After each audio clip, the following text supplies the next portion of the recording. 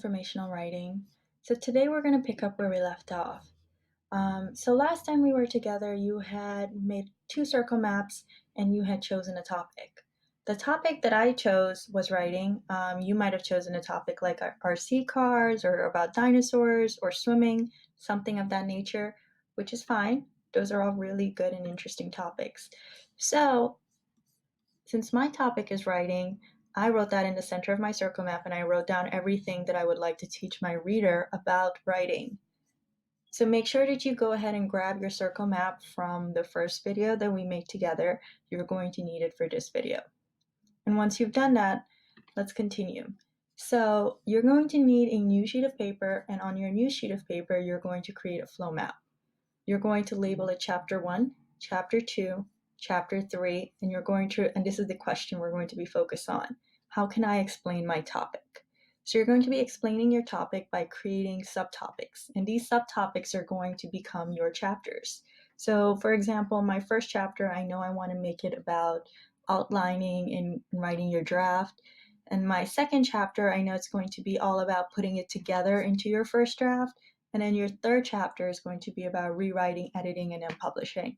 So I already kind of have an idea of how I want to structure my chapters. So you might want to go back to your circle map and think about your main topics or your subtopics and which ones you would like for your chapters to be about.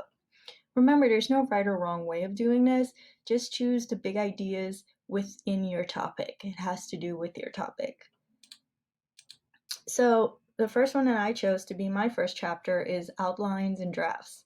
So I might change the wording a little bit when I add it to my flow map, but I know definitely one of my chapters is going to be about how to make a good outline, because you need that in order for your book to be organized. Otherwise, it might not make sense. So my second chapter, I know it has to be about rewriting and drafts. So I might borrow the drafts from here and combine it with this one, and that'll be my second chapter. And for my third chapter, I know I definitely want to talk a little bit about publishing. That means proofing your book, editing your book, and making sure that it's going to be received well by your reader, that there are no mistakes in it. So once you've chosen what you kind of think your three chapters are going to be about, and it's okay if you want to reword it, circle them in a different color. You can use a marker. And then once you're ready, let's continue. So get a new sheet of paper and you're going to create your flow map. And if you already did this, great. If not, go grab a sheet of paper and do it now. You can pause the video. So for my first chapter, I'm going to title that, the subtopic for my first chapter is going to be outline and thinking maps. So I'm going to be teaching my reader in that chapter how to create a well-organized outline using thinking maps. For my second chapter, I'm going to tell them about how to use their outline to put everything together into a first draft. This is where it really starts looking like a book. And then finally, in my last chapter, I'm going to use that first draft to help them edit, rewrite, and ultimately publish a book that is free of any errors and is well put together.